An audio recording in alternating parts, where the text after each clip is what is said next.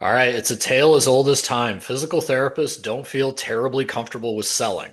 Not all PTs, but I mean, if you have 10 in a room, at least nine of them are going to tell you their least favorite part of the job is selling. And it makes sense, right? You're trying to tell somebody that you can get them better and they should come to you. But we all know we can't fix every single person that walks through our doors for every myriad reasons.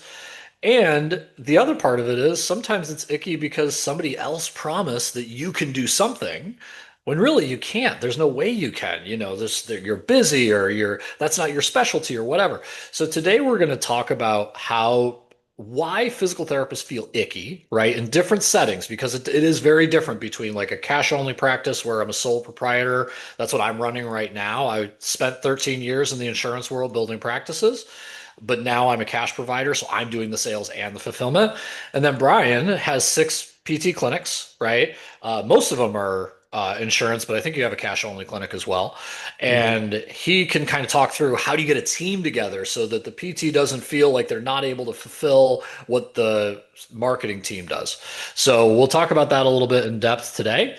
Um, and then so Brian, I think the most important thing, because you brought this up in one of your LinkedIn posts, like what was the thing that kind of brought you to say, man, there's a disconnect here? I think the interesting part when it comes to this conversation is around the constant conversation I was having with our employees around selling and Hmm. how it seemed like I was using the dirty S word. You know what I mean? As Yeah. I've seen other people say. And I think one of the things that I've kind of recognized, I remember this conversation specifically, and the story that I'll tell you is I was having this conversation with one of my strength conditioning coaches, and I think the world of this guy. I think he's a tremendous strength and conditioning coach, like really, really good. And at one point I was like, Mike, we just gotta like focus on sales sometimes. And he goes, but I hate sales. And I was like, but why do you hate it so much? He goes, but Brian, don't you at one point, I can't remember how the conversation kind of even went back and forth a little bit, but then at one point he goes, but Brian, don't you feel like a used car salesman? And I just turned to him and I go, you're the car. I go, so I go, so why would I feel like a used car salesman? I go, think about that. You're selling you, right? And so kind of thing that I was talking about in this LinkedIn post, and I've just seen it kind of over and over again. With we hired an AI company for a lot of money. It just really fell short of expectations. We were sold on a new, um, EMR, not EMR system, but a new strength and conditioning system for our like interface with our clients. And the transition has just sucked. So it's just been a really, the sales into the fulfillment on that side has just been terrible. Um, and then also like, other products that you can see out there where it's just like, here's what's promised, here's what the solution is to the problem, and then just it falling short of expectations. And Yeah. so I think that one of the things that physical therapists need, and you actually talked about it in our pre-show when we were chatting about it, but and I'll let you kind of riff on it a little bit. But I think that a lot of physical therapists get imposter syndrome about, oh, I can't fix this problem, or oh, this can't be done. Um, and then what ends up happening is they get sold into something, or they sell the patient to something and don't believe they can actually fix the problem, right? And so that's the Yeah. issue. It's not that they don't selling; they lack the confidence to fulfill it, and so therefore that product actually doesn't get sold well. And by the way, maybe that's why, man. Like as I'm kind of having this epiphany right here live as we're doing this, maybe that's part of why the sales team and the fulfillment teams don't talk because the sales team's like, I just don't want to know any of the imperfections of what could be actually happening. I want to make sure this is sold, signed, delivered, and we have the actual commission. Mm. And I put the AI generated post on there, Yeah. but the reality is I think that a lot of this is a fulfillment problem, fulfillment problem more Yeah. than anything else. Well, and let's break that down, right? Because people listening to this, they're either a primarily the sole proprietor, like where I'm at. A lot of times that usually means you're starting out in cash. It's the easiest way to get in, or at least you're a hybrid practice where you kind of take the really good insurances and then cash just to kind of keep the overhead low.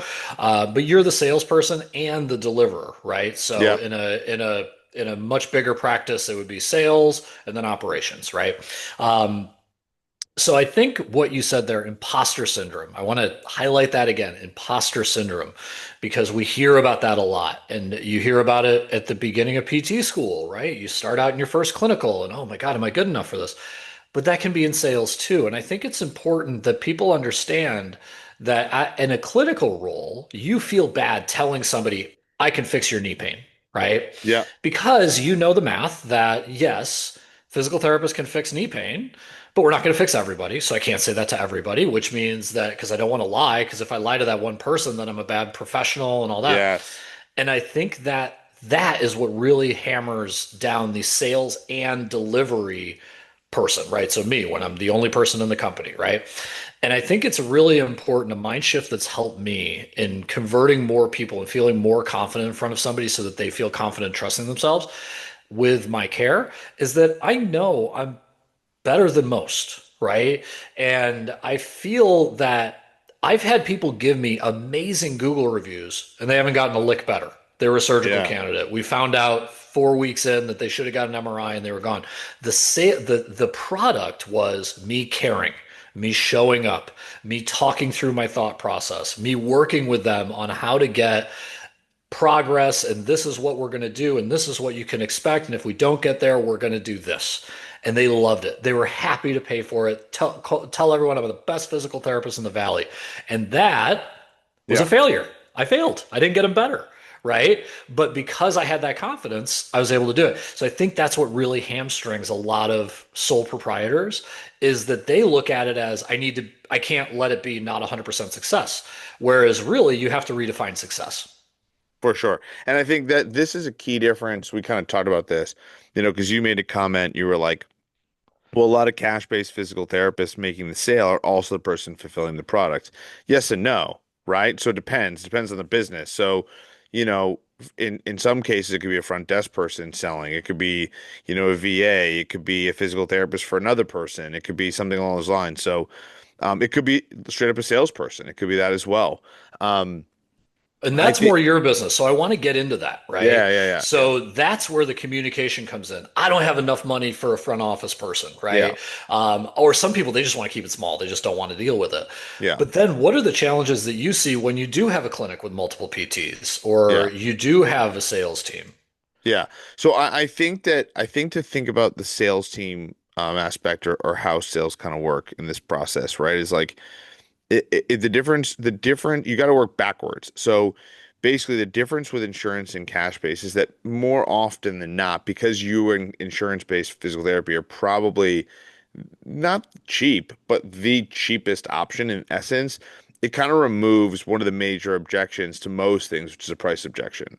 Hmm. That being said, now with copays or we were talking about like deductibles and whatnot from that perspective, if something's 70 to 100 to 150 bucks on a copay or whatever, or like a deductible, it's not like the thing's removed completely. And I think that's a big part of the objection aspect. So, for us, the major sale of people calling, do you take my insurance? That's the conversation that changes just based off insurance and cash. Everything else is identical Hmm. down to the marketing to the funnels, etc. So there are slight differences, but everything still comes around trust. And when we look at insurance in particular, if somebody doesn't understand when they show up, oh, this is how much it's going to cost me, right? Before they walk through the door, there is a certain amount of people that are going to be peeved by the process. And so actually, I would actually be curious how you do it, Owen, because I have heard we've gone about this a couple different ways, and I don't think we've actually even had to coach people on it because a lot of our guys are pretty good with sales and landing sales before they even have a problem. So the sales things for the people we coach aren't as big of a deal, Hmm. and so we haven't chatted about it in the past. But I think that when it comes to insurance for us, by the time someone gets to us for initial evaluation, sometimes there's a feeling around the idea of like, all right, here is what I'd like to pay for or not pay for. Yeah. Um, and I think that probably is where value obviously kind of hits a Yeah. crossroads. So if I'm somebody who's been told, yep, we're in network with your insurance, the worst case scenario is, if you haven't hit your deductible, it's going to be X amount of dollars till you hit your deductible. That person may or may not hear that, right? They may have just Hmm. stopped listening at you take my insurance, right? Hmm. Which means free. Yes, exactly. And that happens all the time. And then somebody Yeah. comes in and it's like, hey, they have an $80 copay, $89 copay, 100 and something dollar copay until they hit their deductible, right? Hmm. Um, or I had a happen where someone was like, but I already paid that. And I was like, you paid $10 and then we got your deductible back Yeah. and realized you owe X amount of money more, right? So Well, so anyway, there's that also aspect of like my expectation versus what I actually received. And that's the value gap that can happen in insurance as well. yeah. Well, what we would always do when I was over, God, 40 something PTs, before I switched to this cash practice, the biggest thing that it was all about communication on that aspect, right? So on some of the stuff that you're talking about is making sure that the front office is not too eager for a sale, that they don't say, hey, you are going to have to give me money, it'll be this much every time you walk in. And sometimes you can't verify the benefits when they're on the phone, but you almost kind of decrease their expectations and say, look, if you have a deductible, it'll be this much, or yes, but you still have to pay typical copays anywhere between $20 to $80. So part of that is just sales training up front. But I think the biggest issue is with insurance. And this is why typically when I say cash versus insurance, I'm usually talking about a scaling problem. Like you said, it's not about how you take payment. It's just typically insurance, you have to see a lot more people, which means you have to have multiple employees to make it work, right? So when we're talking about insurance, or at least just a big cash practice, the biggest thing is you have to understand with insurance specifically, there is no benefit to being the cheapest or the second cheapest, right? Yeah. So if you're the cheapest person, you win on price. But if you're the second cheapest, you're not, right? Well, the thing about insurance is everyone's the cheapest, right? Because it's their plan that's paying, not them. So how do you differentiate yourself? Well, it's the experience, right? Yeah. So your salespeople are basically selling the experience. So for you, where you're 40 minutes one-on-one and we take your insurance, you're going to have a great experience to be able to tell somebody, look, you're getting 5 minutes with a PT down the Yeah. street. We're not taking as much cash out of it so that we can do this. But then the problem there is going to be, well, you're going to have a much more of a scheduling issue, right? Yeah. So your marketers have to understand, okay, PTB is totally fine with somebody waiting 2 weeks to get in. Whereas PTA is like annoyed with it, right? So then it becomes, does the manager have to coach PTA, right? Or is there some operational thing that PTA isn't having I'm saying PTA like first Yeah. PT, second Yeah. PT. Yeah. Yeah. Yeah, I got you. they're not managing their schedule correctly, so that's an ops issue, right? Is it a question that marketing has no idea what they're selling or what the current status is? We always had marketing come to our staff meetings so they could hear, look, it's February in Phoenix. We're booked out 4 weeks. Please don't tell the doctors we can get them in tomorrow because Yeah. then I'm going to get yelled at by Mrs. Smith, right? So you're selling the experience a lot more in insurance because everyone's the same price, essentially, right? Yeah. And you need to be able to, the ops team, the marketing needs to know what's going on that week with the ops team because the ops team is always going to feel bad when they can't deliver on the Yeah, promise. yeah. Let me clarify too. I think when it comes to insurance versus cash-based physical therapy, when we think about, the sales process, the only major difference here, like Owen was talking about, is this price aspect. And when you think about major things that people object over, price is one of the major ones, right? Mhm. Do I trust the product? Do I trust the company? Do I trust the person delivering the product, right? And so I think the ante just goes up when it comes to, um, when the ante comes, basically, I think if you're a cash-based physical therapist in that scenario, you have to earn that trust that much stronger. So I just think Mhm. there's a little bit of a process that you got to slow down a little bit more. And so I Well, and think, they can compete on lower price, whereas yeah, you can't. Everyone's the same for yes, you. exactly. But it's still a volume thing. If you have three cash PTs who are all busy, and you're telling someone it's $200 for a session, which is probably going to be similar to everyone else in your area, but you're the one who can't get them in for 3 weeks, whereas the guy down the street can. Well, Yeah, that's not a payment problem. for So yeah, sure. it's very small, but it's just I'm looking at more like typically the ones with five PTs in the office are not a cash practice, Yeah, right? well, I think also kind of what you're talking about is I think the aspect of that fulfillment side is an Mhm. issue, right? Um, Yep. I think that it can be packaged, but I think here's the thing. I guess going back to the original problem thing. Say I can't get them in for 3 weeks, being like, hey, w no, I love to have your business. Cool that you're coming in. It's great. Just so you're aware, the next time I can see you is in 3 weeks, right? Hmm. I'd love to move forward with you, but I also want to be transparent about that. That like we're that busy here. And again, we're that busy because we're awesome, right? Yeah. But just so you know, if it aligns with your goals, we can see you. And to your point, now here's a different business side note to that. That's a fulfillment problem and a business problem that you need to hire another physical therapist. That's simple. Like you should be, if you have that type of problem, then it's really you don't have enough physical therapists, and that's what's actually limiting your growth, number one.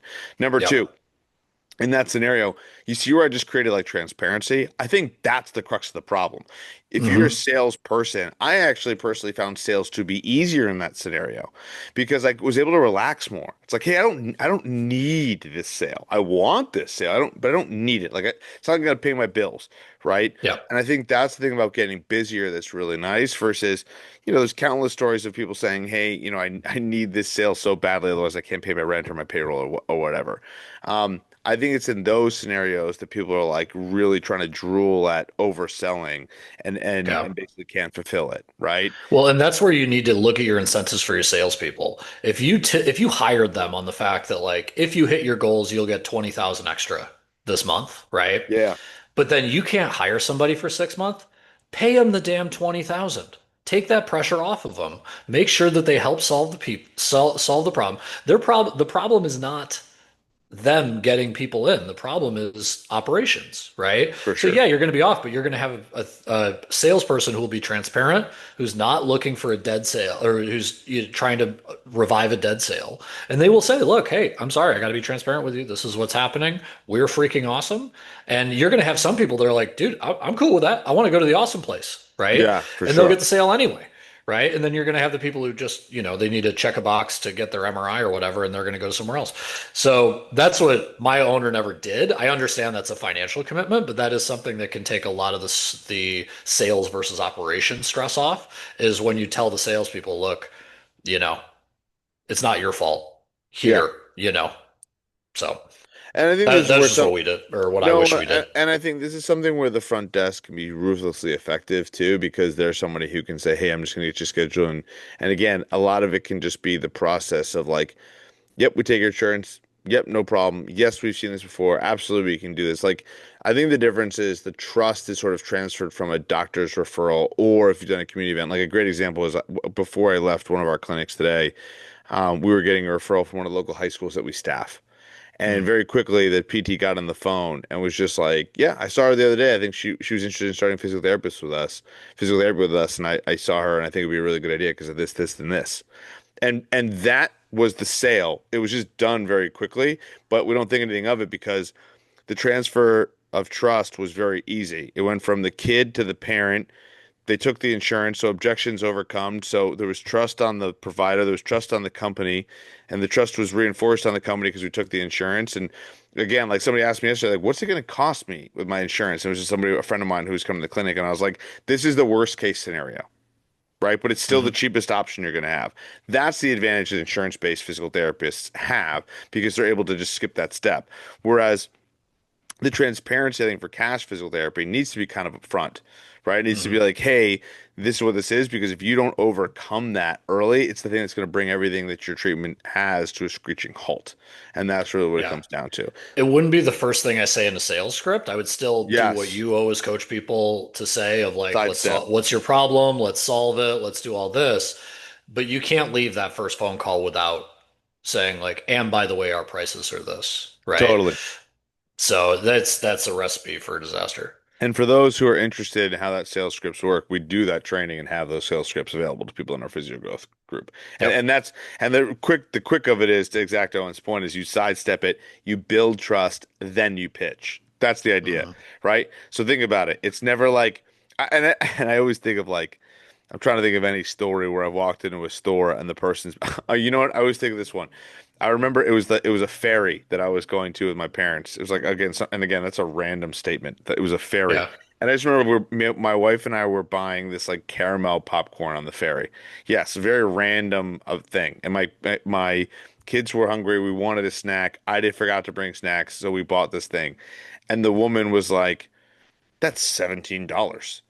And I remember being like, "I'm fucking stuck on this ferry. You can charge whoever I want. My kids are hungry. I want a snack. What do you want me to do?" It felt Uh, judgy, but that's where it's interesting because I was in so much quote unquote pain at the moment yeah. because, and again, this is part of the sales 101, but I was so much pain at the moment that it didn't fucking matter what it was, right? Like I was like, I had to pay I know, did I want to pay $17 for any snack? Of course not. But the reality was like, what else was I gonna do? Better than So your kids freaking out in the middle of the ocean. 1000%. So that's the reality of the situation. Now you're not gonna explain that to somebody. Reframing. Yeah, yeah, yeah. So So if you want to learn that stuff, by the way, physio-growth.com. love it. We got a lot of options there for you. Take a look, check it out. Everything from a Q&A group to little tutorials, things like that. Um, but Brian has built his company from where I'm at, out of the back of a car, cash only, all that, to 6 clinics, acquiring places, all that stuff. So he is going to be able to give you the confidence to Yeah, be able to pitch this stuff and sell this stuff and practice it, most importantly, so that it becomes a skill that you can use every day. love it. Cool. Summed it up All better than right, I buddy. think I could ever could. All right. Hey, there you go. See, Love I'm it. working on it. Two years of the podcast with you, I get better at sales. So what are you gonna do? Took some time, but we're there now. I love it. All Cool. right, my All friend, we right. are out. See ya.